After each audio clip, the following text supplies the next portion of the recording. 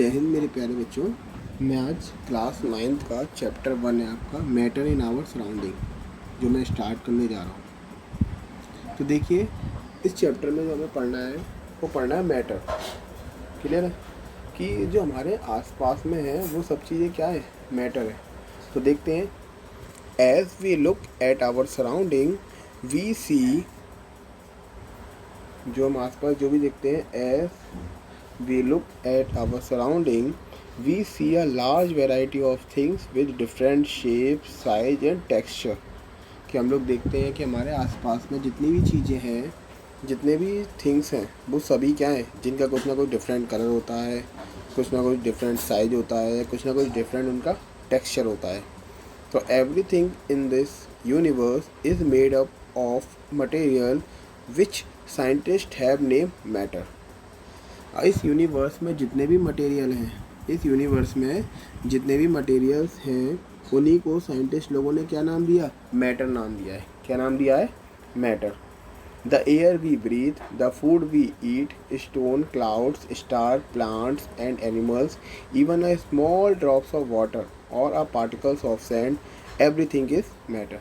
जितनी भी थिंग्स हैं, जितने भी ऑब्जेक्ट हैं, ये सभी क्या हैं, आपके मैटर हैं। We can also see as we look around that all the things mentioned above occupy space and have mass।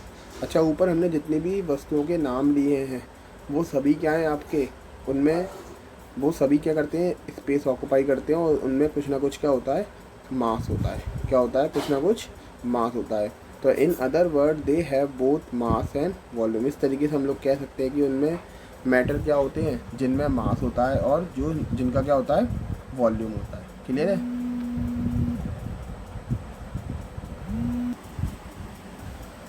Since early times human being have been trying to understand their surroundings. Early Indian philosopher classify matter in the form of 5 basic element, the panch tattva air, earth, fire, sky and water. पहले के जो philosophers थे वो लोग क्या मानते थे कि जो भी मैटर है या जो भी अर्थ है, जो भी है, वो इसके 5 चीज़ों से मिलकर बना हुआ है, बेसिक 5 एलिमेंट से मिलकर बना हुआ है, जिसका नाम उन्होंने दिया क्या, 5 तत्व, air, earth, fire, sky and water. According to them everything living और non living was made up of these 5 basic element. उनका मानना था कि चाहे कोई भी लिविंग थिंग्स हो, चाहे नॉन लिविंग थिंग्स हो, वो इन 5 चीज़ों से मिलकर बनी होती है। Ancient Greek philosopher had arrived at a similar classification of matter. Ancient, पहले के प्राचीन समय के एक ग्रीस फिलोसफर थे जिन्होंने क्या करा, क्लासिफिकेशन करा मैटर का। Modern days scientist have evolve 2 types of classification of matters based on their physical properties and chemical natures. जो मॉडर्न डेज के जो साइंटिस्ट थे उन्होंने मैटर को क्लासीफाई करा है 2 पार्ट्स के हिसाब से, 2 बेसिस के हिसाब से क्लासीफाई करा है। पहला करा है फिजिकल प्रॉपर्टीज़ के हिसाब से और दूसरा करा है केमिकल प्रॉपर्टीज़ के हिसाब से। जब हम केमिकल प्रॉपर्टीज़ के हिसाब से मैटर को क्लासीफाई करते हैं तो वो 3 पार्ट्स में डिवाइड होता है, आपका solid, liquid and gas. Clear. In this chapter we shall learn about matter based on its physical property. जो चैप्टर 1 है, हम चैप्टर 1 में जो पढ़ेंगे वो हम लोग फिजिकल प्रॉपर्टीज़ के हिसाब से मैटर का क्लासिफिकेशन पढ़ेंगे। Chemical aspect of matter will be taken in subsequent chapter. और जो केमिकल नेचर के हिसाब से जो हम लोग मैटर का क्लासिफिकेशन पढ़ेंगे वो चैप्टर 2 में पढ़ेंगे, इसके आगे वाले चैप्टर में। क्लियर है। आइए सबसे पहले देखते हैं physical nature of matter. Matter का फिजिकल नेचर कैसा होता है। तो for a long time 2 schools of thought prevail regarding the nature of matters. पहले के समय की बात है कि आपके जो मतलब इसके बाद मतलब जो मैटर था, मैटर के लिए 2 अवधारणाएं चल रही थी। One school believe matter to be continuous like a block of wood. पहले स्कूल मतलब पहले जो लोग थे वो लोग मानते थे, मतलब जो एक समुदाय था वो मानता था कि है ना, जो मैटर है वो बिल्कुल एक वुड के ब्लॉक जैसा है। Whereas the other thought that matter was made up of particles like sand. और दूसरा ग्रुप जो था वो ये मानता था कि जो मैटर है वो सैंड मतलब वो पार्टिकल से मिलके बना हुआ है, जैसे सैंड है। Let us perform an activity to decide about the nature of matter, it is continuous और पर्टिकुलेट। हम एक एक्टिविटी करते हैं जिससे हमें पता चलेगा कि मैटर हमारा कंटिन्यूस है। कंटिन्यूस का मतलब है यहाँ पे कि मतलब एक पत्थर जैसा मतलब है, मतलब जिसकी प्लेन सरफेस है वैसा है, या पर्टिकुलेट है। तो आइए देखते हैं activity 1.1, take a 100 ml beaker. सबसे पहले हमने एक 100 ml का बीकर लिया, fill half the beaker with water and mark the level of water. हमने फिर उस बीकर को क्या करा, पानी से भर लिया, उसके लेवल को मार्क कर लिया। डिज़ोल्व सम सॉल्ट या sugar with the help of glass rod, observe any change in water level. फिर हमने उसे क्या करा, डिज़ोल्व करा उस शुगर को या सॉल्ट को। तो हमने क्या ऑब्ज़र्व करा, तो हमने ऑब्ज़र्व करा कि जो शुगर थी या जो सॉल्ट थी वो उस वाटर में कम्प्लीटली डिज़ोल्व हो गई, उसमें कम्प्लीटली डिज़ोल्व हो गई। तो इससे हमें पता चलता है कि जो वाटर के मॉलिक्यूल्स हैं या जो सॉल्ट के मॉलिक्यूल्स हैं वो बिल्कुल छोटे छोटे पार्टिकल से मिलके बने हुए हैं। किससे? बिल्कुल छोटे छोटे पार्टिकल से मिलके बने हुए। जैसे सैंड है, सैंड बिल्कुल छोटे छोटे पार्टिकल से मिलके बनी होती है, ऐसे ही आपका यहाँ पे सॉल्ट और जो शुगर है और जो वाटर है वो भी क्या है, छोटे छोटे पार्टिकल से मिलके बनी हुई है। तो वेयर डज इट अब डिसअपीयर, वो कहाँ चली गई।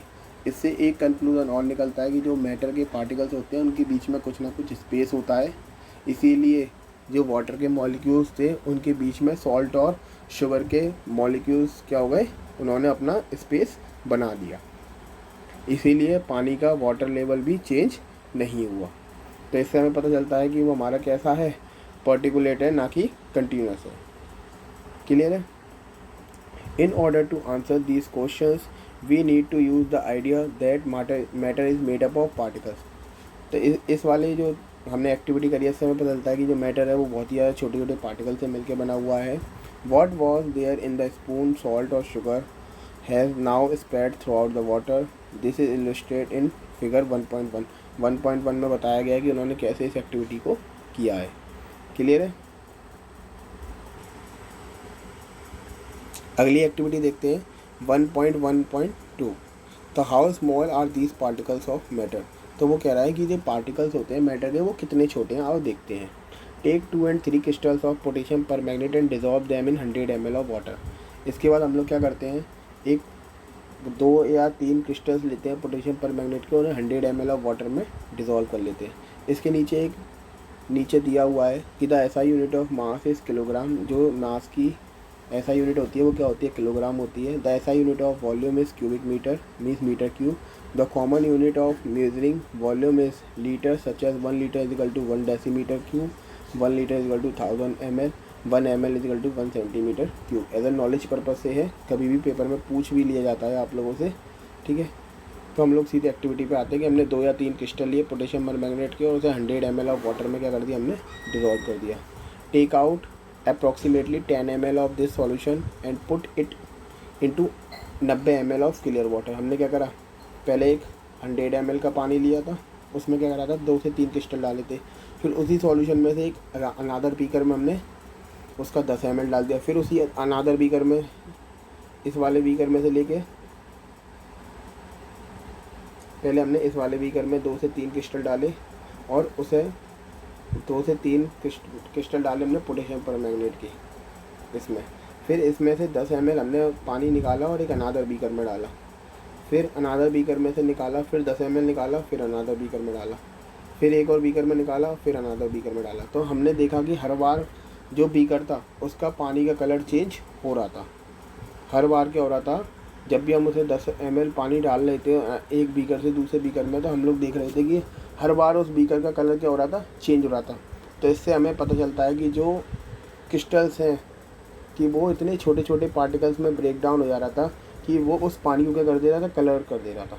क्या कर दे रहा था, कलर कर दे रहा था। This experiment show that the just a few crystals of potassium permanganate can colour a large volume of water about 100,000 litre. So we conclude that there must be millions of tiny particles in just one crystals of potassium permanganate। इसका मतलब ये है कि कितने सारे वो tiny particles हैं वो एक क्रिस्टल से क्या हो जाते थे, कलर्ड हो जाते थे। which keep on dividing themselves into smaller and smaller particles।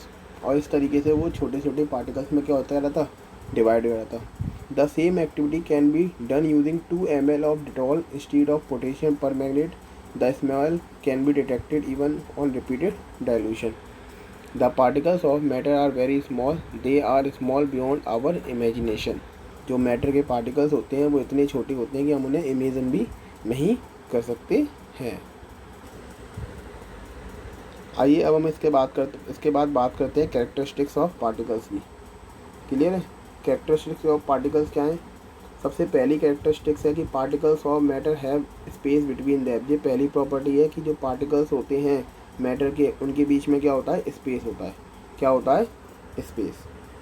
इसकी एक्टिविटी को नहीं समझा रहा हूँ मैं, इसकी एक्टिविटी को आप खुद अपने आप पढ़ के देखिएगा। इसके बाद दूसरी प्रॉपर्टी है आपकी particles of matter continuous moving. जो मैटर के पार्टिकल्स होते हैं वो क्या करते रहते हैं? कंटिन्यूस मूव करते रहते हैं। पहली प्रॉपर्टी क्या थी आपकी कि particles of matter have space between them, कि उनके पार्टिकल्स के बीच में क्या होता है? स्पेस होता है। और दूसरी प्रॉपर्टी है कि जो particles of matter are continuous moving. जो पार्टिकल्स होते हैं मैटर के वो कंटिन्यूस क्या करते रहते हैं? मूव करते रहते हैं। इसके बाद तीसरी प्रॉपर्टी है particles of matter attract each other. जो पार्टिकल्स होते हैं मैटर के वो क्या करते हैं? एक दूसरे को अट्रैक्ट करते हैं। और इसके बाद में एक चौथी प्रॉपर्टी जो मैं अपनी तरफ से बता रहा हूँ, the particles of matter made up of tiny particles या टाइनी यूनिट्स। जो मैटर के पार्टिकल्स होते हैं वो बिल्कुल छोटे छोटे यूनिट से मिलके बने होते हैं। इस तरीके से हमारी 4 प्रॉपर्टी है। और जो हमें 1 नंबर में क्वेश्चन ज़रूर पूछा जाता है, what is the characteristics of particles of matter. Matter के पार्टिकल्स की क्या क्या कैरेक्टरिस्टिक्स होती हैं? पहला है particles of matter have space between them. दूसरी है particles of matter are continuous moving. तीसरा है आपका particles of matter attract each other, वो एक दूसरे को अट्रैक्ट करते हैं। और चौथा है particles of matter made up of tiny units. ठीक है, या टाइनी पार्टिकल्स। जो पार्टिकल्स होते हैं बिल्कुल स्मॉल यूनिट से मिलके बने होते हैं। क्लियर है? इससे आगे का मैं इससे अगली वीडियो में कराऊंगा। इसमें कुछ क्वेश्चन है, आप इन क्वेश्चंस को करिएगा। देखिए यहाँ पे what are the characteristics of particles of matter. यहाँ पे क्वेश्चन भी पूछा गया है कि पार्टिकल्स मैटर के पार्टिकल्स की क्या क्या कैरेक्टरिस्टिक्स होती हैं। तो इन्हें आप लर्न करिएगा। इससे पहले का जो भी है एज ए नॉलेज पर्पस से पढ़िएगा। इससे आगे का मैं कल कराऊँगा आप लोगों को।